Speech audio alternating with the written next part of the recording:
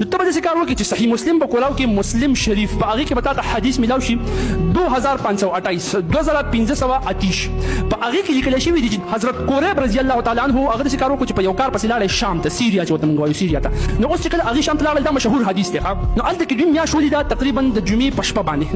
باندې بیا چې څه موده بعد تقریبا میاشت بعد یا اختر ته لنډ قریب رضی الله تعالی عنه واپس مدینې ته راغلی مدینې ته نو په مدینه کې د عبدالله ابن عباس رضی الله تعالی عنه تپوس وکړو وایي تاسو میاشت کله لیدلې وه نو هغې ورته په شام کې خو موږ د جمعې په شپه لیدلې وه نو عبدالله ابن عباس رضی الله تعالی عنه ورته وایي موږ خو دلته د هفتې په ورځ په شپه لیدلې وه مطلب د خالي په شپه دوی د جمعې په شپه لیدلې وه د زیارت په ورځ او دوی د خالي په شپه مطلب د جمعې په ورځ لیدلې وه یو ورځ ګیپ پکې راغلی نو قریب رضی الله تعالی عنه ته تپوس وکړو وایي تاسو به د امیر معاویه رضی الله تعالی عنه سره یووالی نه کوئ مطلب چې د هغوی د حساب مطابق خو د جمعې په شپه باندې لیدلې وه نو عبدالله ابن عباس رضی الله تعالی عنه ورته وایي نه وایي موږ به دقه شانتې کوو دا څنګه مې چې وایي ځکه چې موږ د پیغمبر علیه السلام داسې ویلي څه ورته ویلي چې کله میاشت ولیدله نو هله به تاسو روژه نیسئ هله به اختر کوئ او یا کوم نه ولیدلې مطلب یا باران وریځې وي نو چې بیا هم 10 روژې پوره شوي هله به اختر کوئ مطلب حساب کتاب به برابروئ او دا حدیث موجود دی په مسلم کې دی تقریبا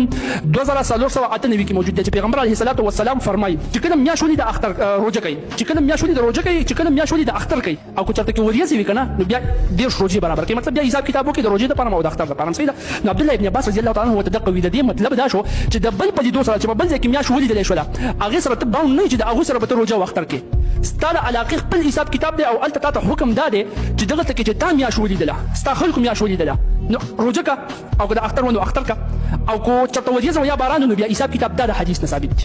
بیا په دې نیټونو باندې اکثر دی یو حدیث پیش کوي دا دوه جوابات هم یو دا حدیث پیش کوي د صحیح مسلم روایت پیش کوي چې عبدالله ابن عباس رضی الله عنه ته خبر راغی قریب نوم یو کس و چې هغه عبدالله ابن عباس ته خبر راغی د شام نه چې په شام کې معاویه بن میاشت لیدلې ده نو دا ورته نه به زموږ خپل اختر او روژه ده نو هغه ورته ولې ته داسې ولې کې د معاویه زموږ په لیدلو باندې اعتبار نه کې هغه وی نه به زموږ دپاره خپل لیدل دي او موږ ته نبي علیه السلام داسې حکم کړی دی نو هغه وی وګوره وی حدیث کې خدا دي چې د شام والا خپل لیدل دي او د مدینې منورې والا خپل لیدل دي په خبره پوه شوې احادیث تاسو به کتلي اورېدلي وي د دې حدیث باره کې زموږ فقهای احناف ویلي دي چې دا د عبدالله بن عباس رضی الله خپل اجتهاد او دي کې د نبی علیه السلام حدیث د سره نو ګڼل دلته پیش کړي بل دا دي چې عبدالله بن عباس رضی الله عنه چې اعتماد ونه کړو په دې او نه چې د شام والو لیدلې دا په اعتماد نه کو بلکې دا چې خبر نه ودا یو کس چې قریب نو دته په دې خبره اعتماد نه ګوره موږ تاسو کو چې کوم دی الحمدلله الله دې ثوابيان غوني موږ به حدیث مونږ د فقه حنفي پرانا نه دښنه حدیث راغلي الګ تو ګوره ستای امام دې حدیث باره کې سوي ته څنګه حنفي ځانته یو طرف ته د احناف په نوم باندې مدرسې چلے چاندي علي ټول فواید اخلي چې زه حنفي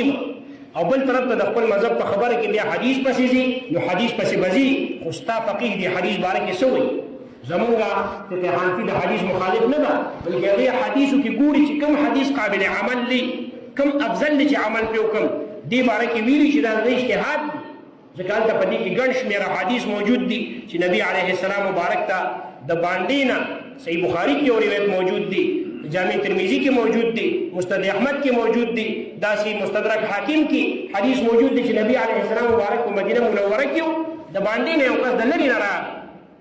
او دې د الله رسول ما خو بیګا میاشت لیدلې وي کوم ځای کې یو پلان کې ځای کې خو ته دا گواهي کې چې الله واحد لا شریک ذات دی یو وي ته دا گواهي کې چې زه د الله په حق پیغمبر مې او دا معلومات کو چې مسلمان دی او کنه خلکو ته اعلان کو ویزه روزه کې او بل وخت کې راځي چې اختر یو کس باندې د بل ځای راغلی او نبی علیه السلام موجود دی دغلته د الله د وحي انتظار هم پکارو کا مبارک کړي چې زوره جماعت الله وینو به حالانکه شریعت دغه ته نه ګوري شریعت ته ګوري چې ظاهر ګور دلایل شته کنيشته نبی علیه السلام دا یو کس په وینا باندې کړي اوس دې حدیث سره بسکه البته عبد الله بن عباس حدیث کو تراله د قرآن چې هغه ویلي چې شام والا خپل اختر او روزه زموږ خپل ده خدا نبی علیه السلام مبارک چې د لري نه راتلونکي د یو کس چې په قافله کې راغلی دغه په حدیث باندې عمل کړی او خلکو ته ویلي اختر او روزه دا هم خلکو ته پیش کړه زما شان د اعتدال نه کار والا چې ما وی چې دام شته او دام شته خو قوي خبره ده ته مو وایه کنه چې دا حدیث هم شته او دام شته او د اختر صحیح نو زموږ د چا اخترونو روزو سره کار نشته نه په چا باندې رد کو نه چاته کنزل کو نه د چا بې ادبي ګستاخي کو نه د حکومت د ریاست مقابله کو په دې کې دا مقصد نه دی دا صرف خالف مذهبي شیز دی موږ دا صرف دې دپاره کوو چې موږ د ګناه نه بچ شو، د عوامو اخترونو روجې بچ شي. دغه یو مقصد هم دی. تاسو ته پته ده چې موږ یو سیاسي پارټۍ سره تعلق نه ساتو. دا ټول خلک د دې ګواهان چې یو سیاسي پارټۍ سره تعلق نه ساتو، که هغه مذهبي وي او که غیر مذهبي وي. دغې نه الله بچ ساتلي و، الله دې موږ بچ وساتي. چې څوک یې کوي د هغې خپل کار زموږ سره کار نشته. خالص د الله د دین خدمت کوو، د الله د رضا خبره کوو، حق خبره کوو. دغې دپاره یې کوو، نور هم څه مقصد نشته. تر څو چې الله وس راکړي کوو به اختر او روژه، او خدای دې داسې وخت نه راولي که بېوسه شو نو بیا لا یکلف الله نفسا الا وسعها. بنده باندې د وس نه زیات څه نشته، نو بیا به موږ هم کولی والله دې داسې وخت نه وساتي. تر څو چې کولی شو نو کوو به اختر او روژه. دغه صحیح اختر او روژه د ټوله دنیا کې وي، او تاسو عقل هم دا تقاضا کوي چې خو یوه سپوږمۍ ده، یوه سپوږمۍ ده. بلکې دا زموږ د فقه عبارات وګوره، علما ته دا دعوت ورکوم چې اهل مشرق والے وویني مغرب والو ته صحیح خبر ورسي، اختر روژه وکړي. مشرق مغرب ګوره، انګلینډ او امریکا زموږ او د هغې 10-12 ګنټې فرق دی. هغې هم د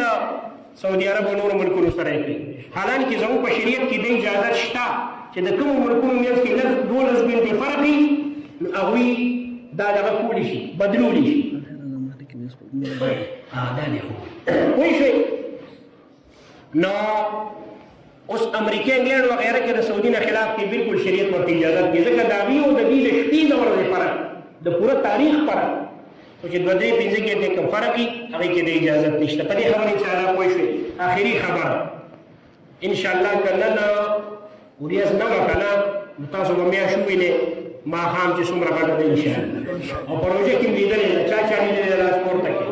تاسو خو ټولو لیدلې ده، ځکه هغه ټول لیدلې ده. نو ګوره، نو بیا دې څه وایي؟ دا جواب د اوس نه در کوم، بیا به مونږ نه په عذابوئ. ښه، دې جواب ته غوږ کښېږده. وی حدیث موجود دی چې من اشراط الساعة انتفاخ القمر، د قیامت د علامونه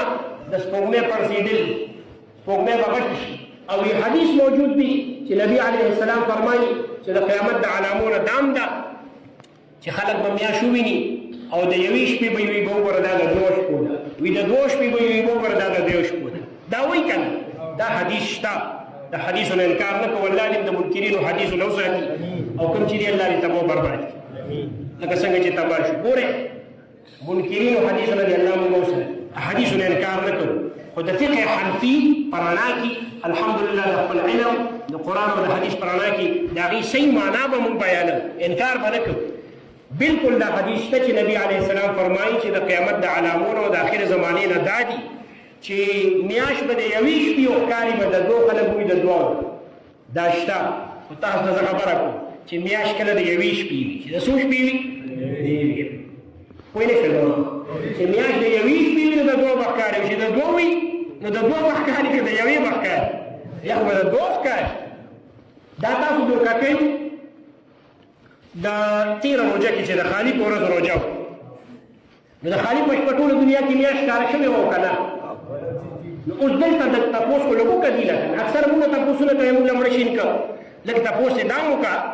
چې دا ټوله دنیا کې د خالي په شپه باندې میاشت ښکاره شوې وه. تېره روژه یادوم چې دا ختمه شوه، د خالي په شپه ټوله دنیا کې لیدلې شوې وه. نو هغه لومبۍ شپه وه که نه؟ هغه دومره غټه وه چې ټوله دنیا کې لیدلې شوه. پخوا به د لومبۍ شپې میاشتې چې لږو خلکو کتله، اوس یې ټول خلک ویني. نو هغه لومبۍ شپه وه. دا دلته چې بیا د اتوار په شپه ښکاره شوه، نو خدای د انصاف روزي کې دا 2مه شپه وه. نو میاشت ویني د 2 شپې، او دلیل ورته د لومبۍ شپې والا بیانوي. میاشت وه د 2مې شپې، او ته حدیث کې راځي چې د لومبۍ میاشت به د 2مې شپې ښکاري. نو دا خو د 2مې شپې وه.